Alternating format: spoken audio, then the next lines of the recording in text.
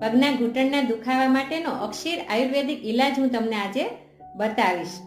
તો એના માટેની સામગ્રી તમે લખી લેજો કે કાજુ 50 ગ્રામ લેવાના, બદામ 50 ગ્રામ, અખરોટ 200 ગ્રામ, તલ 500 ગ્રામ, સૂંઠ 30 ગ્રામ, સીણેલું ટોપરું લેવાનું 100 ગ્રામ અને ગોળ લેવાનો 750 ગ્રામ અને સિંગ દાણા 100 ગ્રામ.